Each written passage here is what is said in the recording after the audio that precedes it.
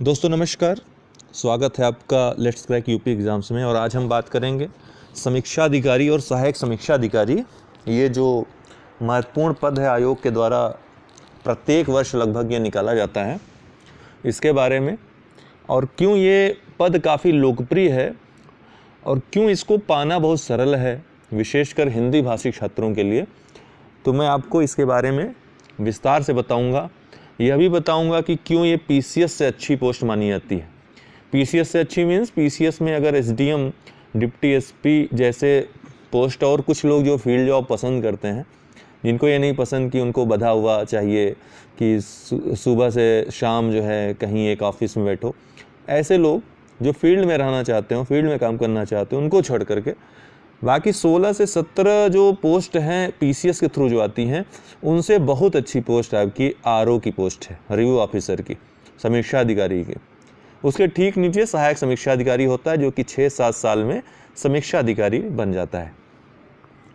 कितनी सैलरी है तो आपको पता है कि समीक्षा अधिकारी 4800 ग्रेड पे राजपत्रित है, गजेटेड ऑफिसर का पोस्ट है, और सहायक समीक्षा अधिकारी ये 4600 ग्रेड पे में, ठीक है, 4600 ग्रेड पे में आता है। इसलिए सैलरी में बहुत ज़्यादा डिफरेंसेस नहीं होता है, ठीक है। थोड़ा बहुत ही कम सहायक समीक्षा अधिकारी की जो रहती है सैलरी रहती है समीक्षा अधिकारी के तुलना में।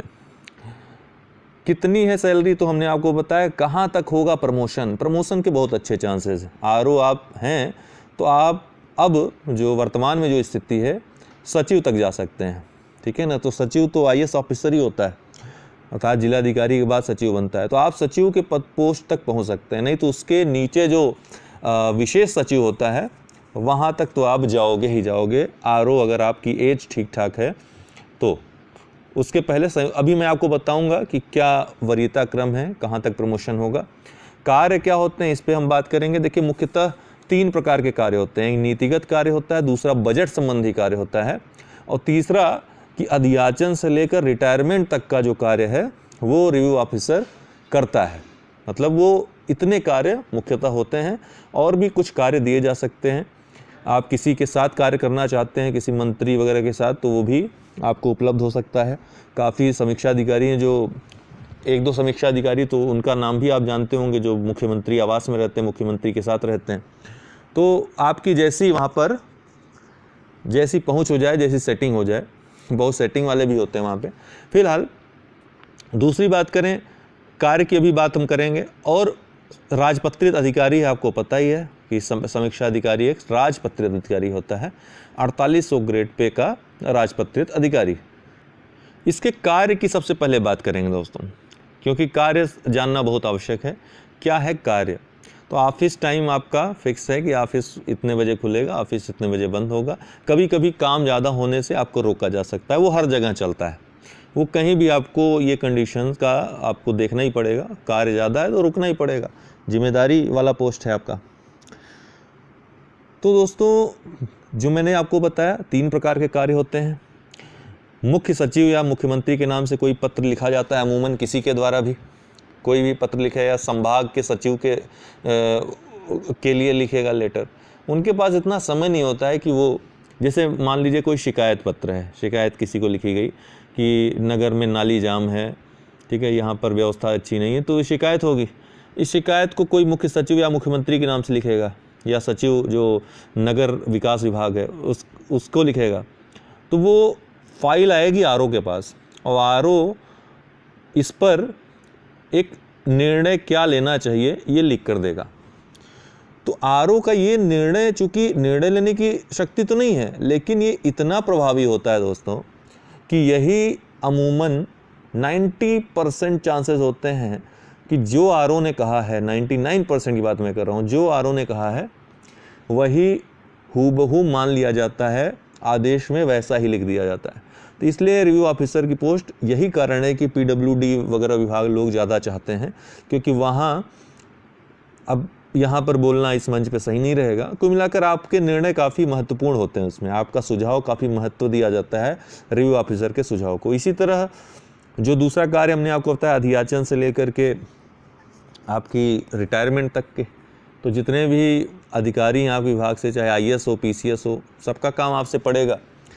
ट्रांसफ़र से लेकर, पोस्टिंग से लेकर के, सैलरी से लेकर जो भी दिक्कतें आएंगी वो आपसे ही संपर्क करता है और आप उसका निवारण करते हैं, चाहे ट्रांसफ़र संबंधित हो, पोस्टिंग संबंधित हो। यहाँ पर कोई नेगेटिव बात मैं नहीं करूँगा, अपेक्षा करूँगा आप भी ऐसा कुछ नेगेटिव मन में न लेकर जाएं, ईमानदारी से कार्य करें और वही आपको हमेशा काम देगा, हमेशा आप सुखी रहेंगे, संपन्न रहेंगे। सैलरी अच्छी खासी सरकार देती है।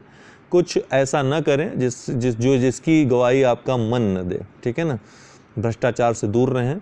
आप जान ही रहे हैं कि अब कार्रवाई किस तरह से हो रही है, लेकिन फिर भी मैं आपको बता रहा हूँ कि क्या क्या कार्य होते हैं। कार्यों के ही संदर्भ में इन सब चीज़ों को लीजिए आप। मैं न सिर्फ सैद्धांतिक बल्कि व्यवहारिक भी आपको बता रहा हूँ हाँ क्या क्या कार्य आपको मिलेंगे, ठीक है ना। और बजट संबंधी, बजट क्या होना चाहिए यहाँ का, दुनिया भर का जो काम होता है, सैलरी से लेकर सब चीज़ों का बजट तैयार करना, उसको संस्तुति कराना, ये जो है कार्य है रिव्यू ऑफिसर का। और विभाग में और लोग भी इस कार्य से जुड़े होते हैं, लेकिन जो इस पर निर्णय लिखा जाता है, जो सुझाव दिए जाते हैं रिव्यू ऑफिसर के द्वारा, अमूमन वही मान लिया जाता है। ये महत्वपूर्ण बात है, ठीक है।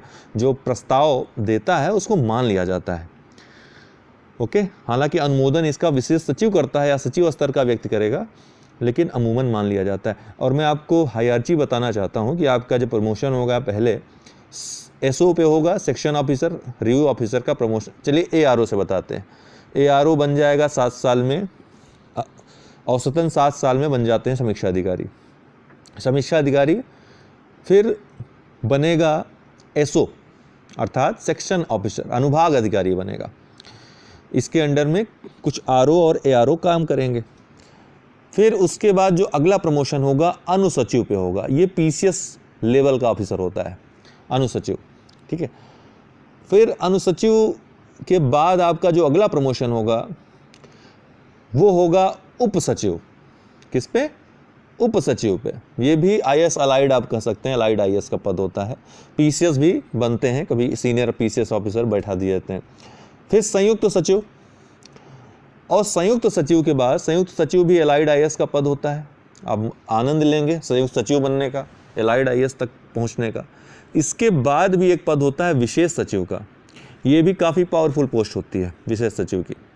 और विशेष सचिव के बाद अगर उम्र रही आपकी, तो अभी हाल ही में सृजित किए गए हैं कुछ पद जो आरओ से, मतलब कि आरओ के थ्रू जो प्रमोटिव पद हैं, सचिव भी बन सकेंगे। तो सचिव के कुछ पद 37-38 पद अभी क्रिएट किए गए हैं, तो आप सचिव तक पहुंच सकते हैं। तो एक बड़ी उपलब्धि होगी आपके लिए, ठीक है। तो ये हायरार्ची है, ये आपका वरीयता क्रम है कि इस क्रम में आपका होगा।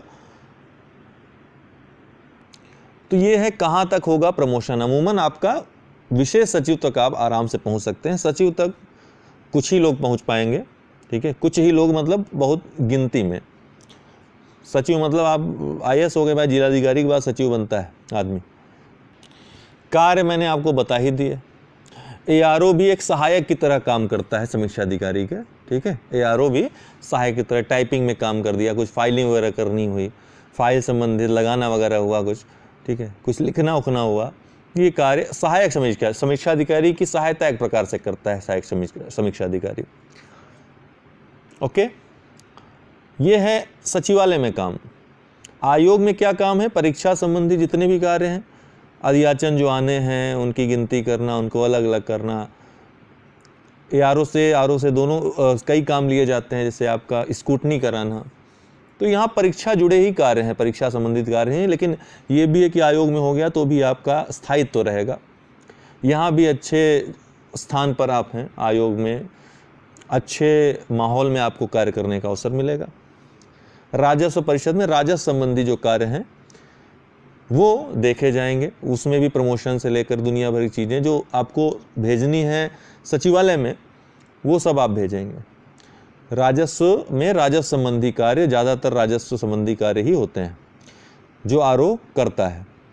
और वहाँ पे वरीयता क्रम जो है यही रहेगा जो मैंने आपको बताया, वरीयता क्रम यही रहेगा।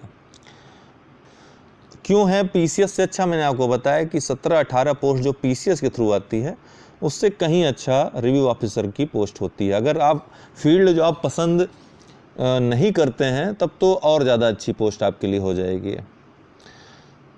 और जो लोग ऐसा चाहते हैं कि एक ही जगह सेटल हो जाएं, बार बार कहीं ट्रांसफ़र ना हो, यहाँ से वहाँ ना जाना पड़े, उनके लिए तो बेस्ट है। उनके लिए इससे अच्छी जॉब क्या हो सकती है। रही सुविधाओं की बात, अर्थात जो रूम वगैरह मिलने की बात, तो सरकार के पास पर्याप्त व्यवस्था होती है रूम वगैरह की। सचिवालय में आप जाएंगे तो बड़े बड़े भवन, नए नए भवन बन गए हैं, अच्छे अच्छे आपको मिलेंगे। हालांकि कंप्यूटर क्या, अनुसेवक तक को भी, जो कंप्यूटर सहायक आदि परीक्षाएं होती हैं, जो ARO के नीचे होते हैं, अनुसेवक वगैरह होते हैं, इनको भी रूम्स मिलते हैं। तो व्यवस्था आपको मिलेगी रूम की जहाँ भी रहेंगे आप, ठीक है। जब तक आप कार्य करेंगे, कम से कम आपको रहने का कोई भी संकट नहीं है कि पैसा बचाकर आप कहीं घर और बनवा सकते हैं। अब हम बात करते हैं बने सरलता से राजपत्रित अधिकारी। सरलता से कैसे भाई, इतना सरल भी नहीं है, लेकिन ARO बनना थोड़ा सा RO की तुलना में बहुत ज़्यादा सरल हो जाता है यदि आपने O लेवल या समकक्ष डिग्री ली हुई है। हालांकि इसको लेकर अभी विवाद चल रहा है कोर्ट में। निश्चित रूप से जो लोग BTech BSc आदि वाले हैं कंप्यूटर साइंस से, उनको भी इसमें ढील दी जाएगी। तो निश्चित रूप से फैसला जो आएगा BSc BTech वालों के पक्ष में ही आएगा, क्योंकि कुछ ऐसे पत्र प्राप्त हुए हैं कुछ अन्य विभाग से लोगों को जो कोर्ट में केस किए हुए हैं, और इसके पहले भी चूँकि डिप्लोमा वालों को बुला लिया गया था, तो इसलिए डिग्री वालों का अभी पक्ष मजबूत लग रहा है। हालांकि क्या होता है, कोर्ट कब क्या डिसीजन दे कुछ पता नहीं। फिलहाल पक्ष अभी तो सकारात्मक लग रहा है कि इन सबको फिर मौका मिलेगा। लेकिन ARO बनना थोड़ा आसान होता है, क्योंकि यहाँ पर टाइपिंग मांगी जाती है। हिंदी टाइपिंग होती है दोस्तों, याद रखिएगा, हिंदी टाइपिंग होती है। इंग्लिश अनिवार्य नहीं रहता, आप चाहे तो कर सकते हैं, चाहे तो नहीं कर सकते। इंग्लिश टाइपिंग, इसकी कोई अनिवार्यता नहीं रहती है। ये तभी जब काउंट की जाएगी जब हिंदी वाले पर्याप्त हो जाएंगे और उनमें कंपटीशन होगा। दो में अगर कंपटीशन हो, दोनों के अंक समान रहें, तो ये देखा जाएगा कि इसमें से इंग्लिश वाली टाइपिंग भी की थी क्या किसी ने, तो इंग्लिश वाले को फिर वरीयता दी जाएगी। सिर्फ इसके लिए प्रयोग किया जाएगा इसका। अभी तो हम पद ही नहीं भरे जाते हैं, इस बार भी पद खाली रह गए, तो अभी इसका प्रश्न नहीं उठता है। आप टाइपिंग कर लेंगे तो आपका चयन हो जाएगा, ये महत्वपूर्ण बात है। हिंदी टाइपिंग मांगी जाती है इसमें, और मेरिट इसकी काफ़ी कम जाती है RO की तुलना में। रिव्यू ऑफिसर की तुलना में ARO की जो मेरिट होती है काफ़ी कम जाती है, प्रीलिम्स में भी और मेंस में भी। चूँकि अब प्रीलिम्स में पहली बार अलग कर दिया गया था कट ऑफ, तो अगर ऐसा ही करते हैं तो प्रीलिम्स में भी ARO की कट ऑफ कम जाती है RO की तुलना में, इसलिए ARO बनना और आसान है। इसका सिलेबस इतना संक्षिप्त है कि यदि आप सिर्फ इसकी तैयारी करें तो आसानी से ARO बन सकते हैं आप। अभी तो 2020 की वैकेंसी आनी संभव नहीं है इस वर्ष परीक्षाएं काफ़ी हैं, और अभी भी विशेषकर जो हिंदी बेल्ट वाले लड़के हैं, जो हिंदी वाले हैं, उनके लिए विशेषकर ये और अच्छी हो जाती है परीक्षा उनके लिए, क्योंकि एक पेपर हिंदी का जो होता है वो काफ़ी महत्वपूर्ण होता है, प्रीलिम्स के लिए भी, मेंस के लिए भी। तो हिंदी माध्यम वालों के लिए ये परीक्षा बहुत ही साध्य है, ठीक है। आप देखेंगे इसमें हिंदी माध्यम वाले ही सेलेक्ट होते हैं अक्सर। इसका जो सिलेबस है इतना संक्षिप्त है, मैंने आपको बताया कि संक्षिप्त सिलेबस है, इसलिए आप चाहें तो इसकी टारगेट बनाकर तैयारी कर सकते हैं। हमने आपको बताया 2020 का एग्ज़ाम तो अभी नहीं होगा, अगले वर्ष ही होगा। इस वर्ष काफ़ी परीक्षाएं हैं अभी, ठीक है, टालनी पड़ी थी, वही होंगी अभी।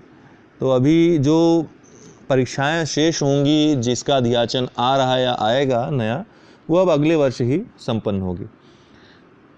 इसके बारे में अपडेशन अगर मिलेगी तो मैं आपको ज़रूर दूंगा, जैसा कि हमेशा देता हूँ। तो इसमें जो प्रीलिम्स होता है आपका, दो ही स्तर का परीक्षा होता है, एग्ज़ाम होता है, प्रीलिम्स और मेंस।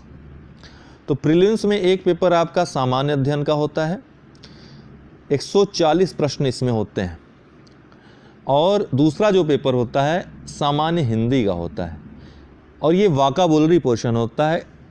इसमें जो है 60 क्वेश्चन होते हैं, कुल 200 अंकों का होता है, और माइनस मार्किंग होती है, 1/3 माइनस मार्किंग। हालांकि 2016 में जो आपका एग्ज़ाम होगा ARO 2016 में, इसमें माइनस मार्किंग नहीं है। आगे आने वाली परीक्षाओं में 2017 चूँकि माइनस मार्किंग लागू है, तो अब माइनस मार्किंग इसमें होगी। उसी अनुसार आपको प्रिपरेशन करनी है, अब तुक्के से काम नहीं चलने वाला है। सामान्य अध्ययन के कोर्स के बारे में क्या क्या पढ़ना है, बुक लिस्ट वगैरह मैं आपको बता दूंगा। और कुछ क्वेश्चन आपके आरओ के संबंध में हो तो आप कमेंट बॉक्स में कर दें, हम एक सूक्ष्म वीडियो उस पर बना करके और साथ में इसका सिलेबस, क्या बुक्स आपको पढ़नी चाहिए, ये सब मैं आपको एक विस्तृत तरीके से बता दूंगा। दूसरी बात है कि दूसरा जो पेपर होता है हिंदी का, ये निर्णायक होता है। 60 क्वेश्चन ये निर्णायक होते हैं और 60 में आप देखेंगे 55 से लेकर 58 तक लोग करने वाले होते हैं क्वेश्चन सही, जिनका सिलेक्शन होता है। इन दोनों को ऐड किया जाता है। 140 में कितना पाया आपने, हिंदी में कितना पाया 60 में, दोनों को ऐड करके आपकी मेरिट बनती है। आरओ की अलग और एआरओ की अलग, जैसा कि 2017 में आपने देखा। अमूमन यदि cut off, safe cut off number की बात करें तो 125 से लेकर 130 अंकों तक ये कट ऑफ, इसके बीच ही अगर आपके अंक हैं तो आप सेफ माने जाते हैं। जैसे 130 के करीब हैं तो आप सेफ की, अपने आप को सेफ की कैटेगरी में रख सकते हैं अगर आप सामान्य वर्ग से हैं। पिछली बार वैकेंसीज ठीक ठाक थी, इसलिए इतनी मेरिट गई थी, इसके बीच थी, और लगभग इतनी ही रहेगी भी आगे भी। मैं आपको एक अनुमान बता रहा हूँ कि हाँ, अब पेपर देखने के बाद ही चूँकि कट ऑफ बताया जाता है, पेपर का स्तर क्या है, पेपर का लेवल क्या है, उसके अनुसार कट ऑफ बताया जाता है। तो पिछली बार का जो लेवल था 125 से 30, 2016 में जो समीक्षा अधिकारी का पेपर दे रहे हैं उनको नंबर लाने हैं 140 कम से कम, ठीक है ना। 140 अंक आपको लाने हैं कम से कम, 140 से 145। अभी लोगों का जो तैयारी का, अगर पेपर का स्तर 2017 जैसा रहता है, पुराने जो पेपर होते थे वो अगर लेवल है तो आपको 145 से 150, कम से कम 150 लाने हैं, तब आप सेफ रहेंगे दोनों मिलाकर के। ये मैं आपको बता रहा हूँ, एक आइडिया बता रहा हूँ अपना, बाकी पेपर के बाद ये तय होगा कैसा, क्या कट ऑफ जा सकती है क्या नहीं।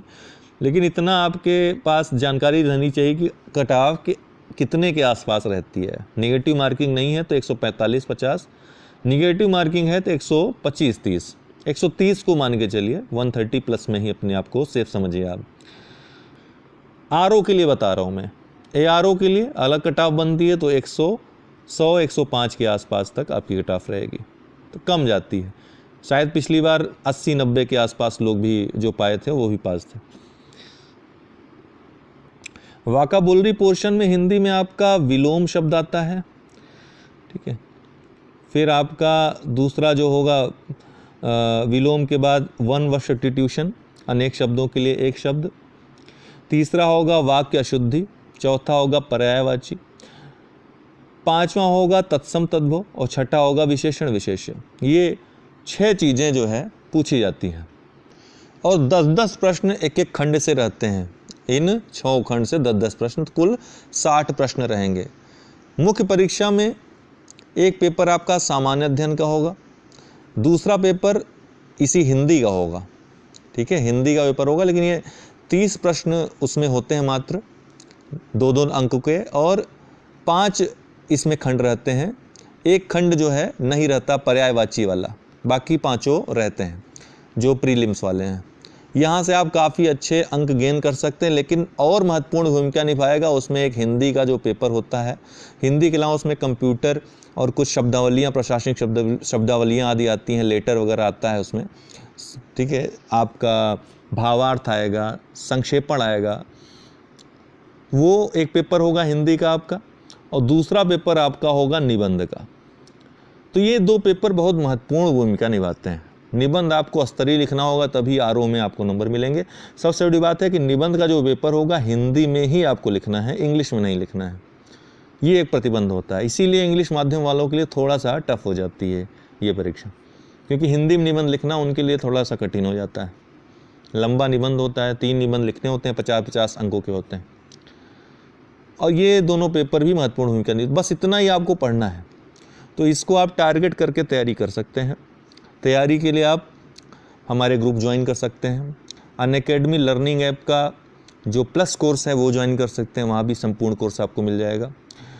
UD10 आपको ये रेफरल कोड यूज़ करना, या हमारे कोर्स से जुड़ना चाहते हैं आरओ के प्रीलिम्स मेंस दोनों के, 9453775039, ये मेरा व्हाट्सअप नंबर है, इस पर आप संपर्क करके जुड़ सकते हैं, 9453775039। आपको कोई भी जानकारी चाहिए review officer, assistant review officer संबंधित, तो आप हमसे कमेंट बॉक्स में कमेंट करके पूछ सकते हैं। एक सूक्ष्म वीडियो बनाएंगे, आपको पूरी बुक लिस्ट उसमें बता देंगे। उस बुक लिस्ट का उपयोग करके आप अपनी तैयारी कर सकते हैं, चाहे तो घर बैठे भी आप तैयारी कर सकते हैं। ठीक है, तो दोस्तों वीडियो पसंद आया हो तो लाइक अवश्य करें। दोस्तों आपको बताना चाहता हूं कि अनअकैडमी लर्निंग ऐप पर आप प्लस कोर्सेज सब्सक्रिप्शन ले सकते हैं।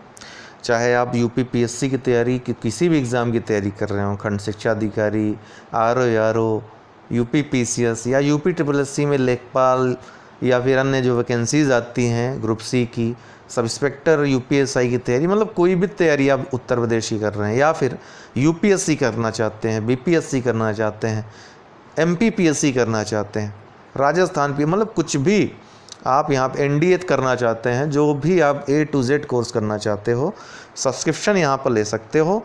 यहाँ पर सब्सक्रिप्शन का आपको दिया रहेगा प्लस सब्सक्रिप्शन, जैसे यूपीपीएससी यूपीट्रिपलएससी का सब्सक्रिप्शन लेना हुआ तो वहाँ पर जितना भी है पे आपको सब्सक्रिप्शन चार्जेस हैं वहाँ पर लिखे मिल जाएंगे। कंटिन्यू करने पे आपको यहाँ पर रेफरल कोड डालने के लिए आएगा और रेफरल कोड में आपको UD10 यूज़ करना है। आप 1 साल या 2 साल या जितनी मंथ की आप लेना चाहते हो ले सकते हो, सब्सक्रिप्शन आपके ऊपर है। उतने समय के लिए वो मतलब वो जैसे आप यूपीपीएससी यूपीट्रिपलएससी सब्सक्रिप्शन ले रहे हैं तो ये आपकी सीट रिज़र्व हो जाती है। कोई भी क्लास, लाइव क्लास आई हुई या फिर आने वाली, वो आप ले सकते हैं।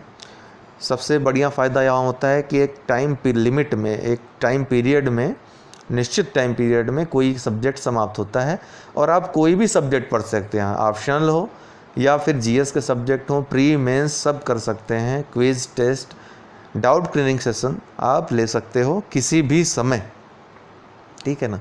तो ये आप चाहें तो ले सकते हैं। UD10 ये रेफरल कोड यूज़ करना मत भूलिएगा, क्योंकि तब आपको 10% डिस्काउंट मिल जाएगा, छूट मिल जाएगी आपको जो मूल्य रहेगा उसमें भी। और 1 वर्ष 2 वर्ष के आप सब्सक्रिप्शन चार्जेस अगर देखें तो 2 वर्ष का सब्सक्रिप्शन चार्ज लेना आपके लिए बहुत ही सही पड़ रहा है, सस्ता पड़ रहा है। तो आप जब भी लीजिए 2 वर्ष का लीजिए, मेरा ये सजेशन आपके लिए रहेगा। तो जो लोग ले चुके हैं ऑलरेडी वो हमको 9453775039 पे संपर्क कर लें, ठीक है। हम आपको इसके बारे में कोई भी अगर डाउट होता है तो हम आपको बताएंगे। बाकी अगर कोई आपके डाउट्स हों तो आप हमको बता सकते हैं। फ़िलहाल आज के लिए बहुत बहुत शुक्रिया, बहुत बहुत धन्यवाद।